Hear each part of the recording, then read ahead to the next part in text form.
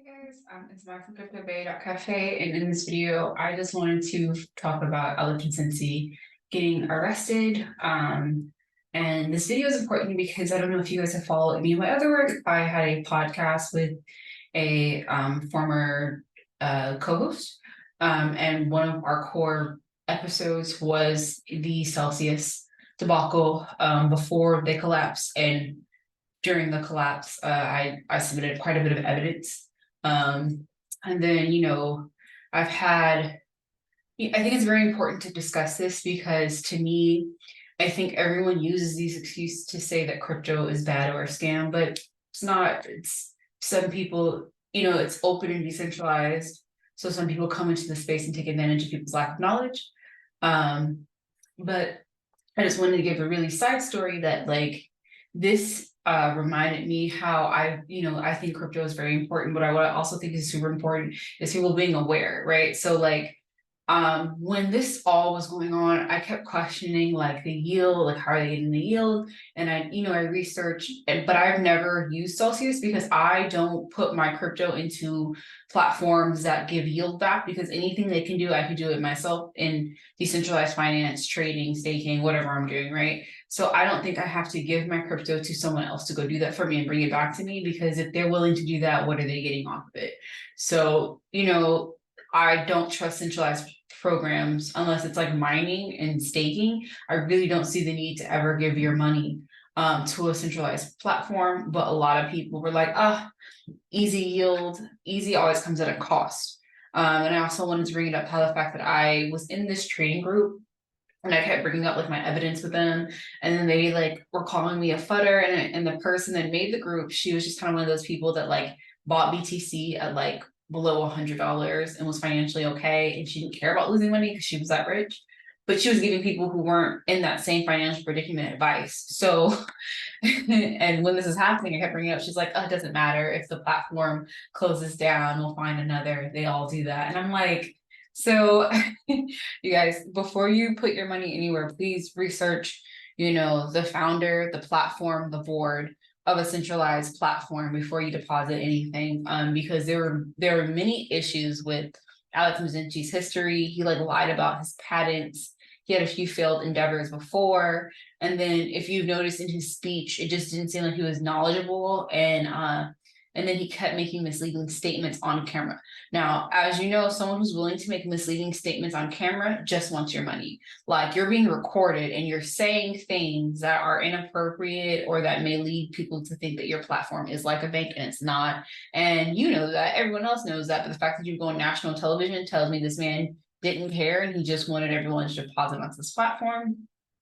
So the fact, and also post it happening, everyone was saying, oh, it was a bear market, we made a few mistakes. No, so a few mistakes is but there was multiple fraud situations, like the Fireblocks thing. It's you lent out the crypto and then it got lost. You don't tell people until a statement is made by the second company. Then you take you take it and lend it out to FTX and put it on Anchor without anyone's consent. There was a lot of things that were done that were inappropriate. And then the Cell token situation where he was pumping up the price of Cell token, selling it back and forth and doing all this stuff. And it's just at what point can we not say that this is fraud, that this man is not using your money as you consented to?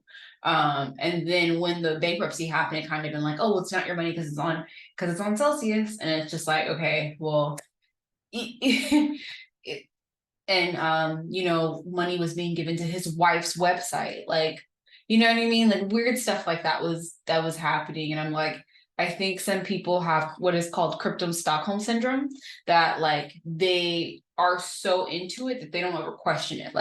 Again, I question everything. I critique everything. I analyze anything from a protocol level, from the code to the founders to, why are they doing this? What benefits them, and how much are they afraid of going to jail for committing fraud? A lot of people aren't scared, or they don't think that people will figure it out, so they'll do these types of things. But I feel vindicated in the fact that this man is getting arrested from what he tried to lie and say, oh, it was just an accident, he had nothing to do with it, when he was one of the main perpetrators of the situation. So we're just gonna quickly read an article. I'm sorry, I hope I wasn't rambling for too long, but yeah. I hope people won't be naive in the future and will understand the importance of custody your own crypto. There's no reason why your crypto should be leaving your wallet for a long period of time. I'm sorry, I don't care what yield is the yield worth you losing the entire amount that you have. So always think about that before you deposit it anywhere aside from your self-custody wallet. Is the yield that you're receiving worth losing everything in your wallet and only receiving a portion of it back or absolutely nothing? Just think of that every time. You won't have any issues. Okay, and let's read the ocean. So if anyone's surprised about him being arrested, I'm very complex, and you can message me in the comment section, because at this point it's like the signs are there.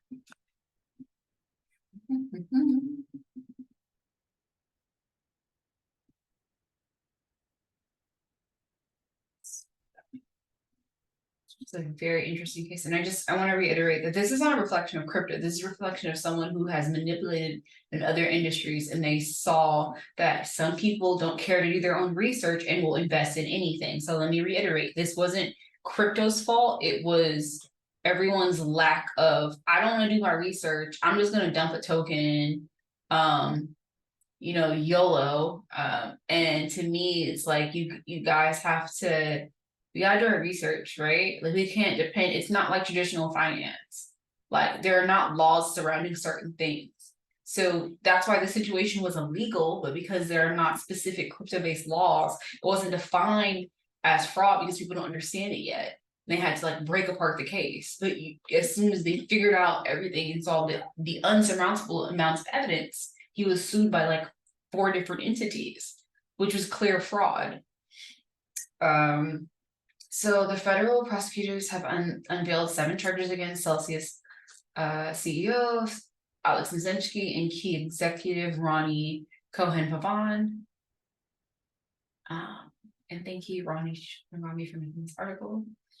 The SEC announced a concurrent charge against Mashinsky, and obviously, like, SEC, thanks for showing up. Like, the FTC also announced a $4.7 billion settlement against the exchange, which will not be paid until creditors and investors have been repaid in bankruptcy proceedings. I don't know where they're getting this money from. I'm very perplexed about that. And when they do these settlements, who do they even go to? Like,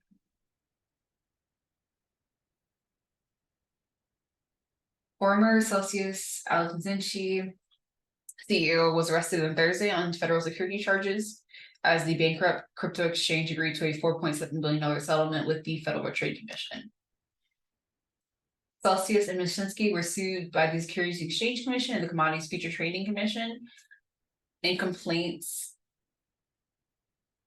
accusing them of scheming to defraud investors out of billions. Because I don't know if Celsius, it probably was, but it doesn't seem as if it started that. I think he started failing. I don't know, it's weird, but it did become a Ponzi scheme. I don't know if they started off with that intention, because again, I don't think anyone wants to go to jail for that long. But eventually it did become what was a Ponzi scheme. Because anytime you're telling someone to put money into something, and you're not really managing the account, and you're just like putting it in, pulling out, but you're not really managing it to see that there will be future losses, it's basically a Ponzi. So Mashinsky pleaded not guilty, of course he did, in Manhattan federal court, where he charged securities committees and wire fraud.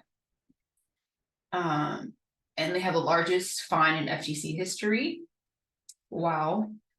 Yeah, and then the issue was too is that Mashinsky, he basically went on camera. Okay, so it's different. Let's say, like, if you go on camera vouching for your own brand, you make yourself liable in the case of fraud. I don't think people understand that. Like, you go on camera and say, I'm doing this, I'm doing that, and then your company proceeds to do the opposite, and people lose millions and almost lose their house, and some people commit suicide. You know what I mean? Like, you are now physically and financially liable for those situations. Yeah, so Mashinsky misrepresented among other things, the safety of Celsius yield generating activities, Celsius profitability and long-term sustainability of Celsius high ROI rates, and the risk associated with depositing crypto assets in Celsius. Yes, he kept saying safe, we have our yield, don't worry about it, we got it. You cannot make false promises on camera to a major audience while it's being recorded and think that that's not bad. Yeah, he verbally misled investors and fraudulently manipulated the price of sell token because most of the sell token was held in his own wallet. That's another thing that's stupid. Like he held majority of sell token supply in his own wallet. Like it's just and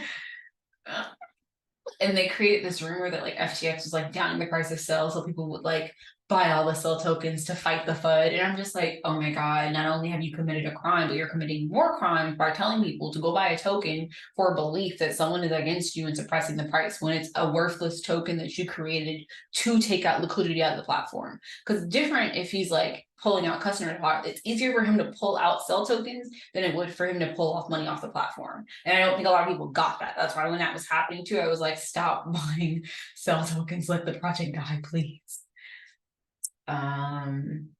Yeah. And they also had a lot of institutional loans. They also lent out. It was just a nasty situation. And the whole issue with this too is that the SEC might get a security charge out of this token. And this is what I hate about the situation the most. This person is so selfish. Not only did you bankrupt people, that you may have also gotten the first legitimately security charge of a token. To have something on the SEC's books as, you know, this was created as liquidity for the company. He used it, had his own wallet, controlled the supply, sold and bought the total supply at will and at random while having mass control of it. Kind of like that would be the actions of security. I'm not saying that crypto assets are security, but that using it in that way would be in line with what they believe a security to be. And you know, the SEC only jumped in so they can have the security token label on the specific coin, so they can get the right to label things securities or non-securities. And it's more of an action, it's not an entire asset labeling. I want people to also understand that too, because the definition of the word security is so range. It came from orange groves. Start there. It does not fit the bill for a crypto asset. However, it can be applied for the use case and the issuance of the asset when it's first released, if that makes any sense to anyone. Yeah.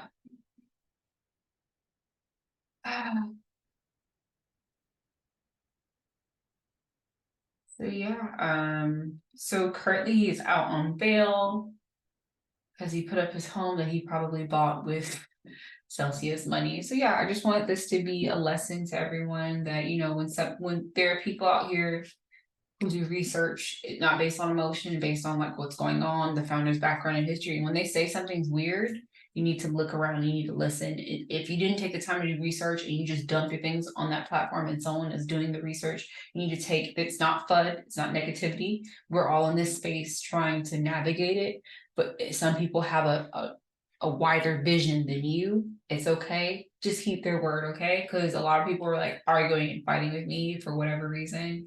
And here we are today, 2023, and this man was probably going to jail for quite some time.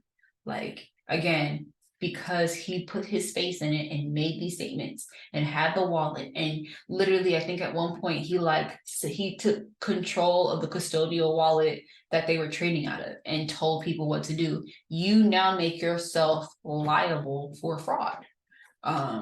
You know, and a lot of people were saying that like, oh, he didn't do anything. I'm like, he physically and specifically gave orders within his company, so he was inherently liable. And the way they were acting after everything was happening, like, oh, he didn't do anything. They had a nasty attitude. It was weird. He was so at crypto events, and I was just like, I mean, is there no shame? But yeah, overall, I'm sad that this had to happen in this way, but I think it's very important to know that people know that you can't just do things in crypto just because it's crypto. Does fraud is different? No, it's the same. He used wire fraud. He used like, you know, misleading terms. He went against his disclosure statements on his site, and he commingled funds. You know, like those are traditional means of fraud. Just he's crypto, you know what I mean? So it's not like this stuff is mysterious in crypto. They're just able to get away with it longer because not enough people know how to look at it and look at the on-chain what's happening and look at the just disclosures and like read all the evidence. But it's still traditional fraud. So yeah. So interesting to see how this is going to turn out and what his actual charges would be, because he's going to try to weasel his way out of it, but I really don't think he can. I'm not quite sure how he can. Okay, thank you guys. If you have anything to add, please add it to the comments. I would love to hear it. And yeah, have a good day, night, or evening. Bye.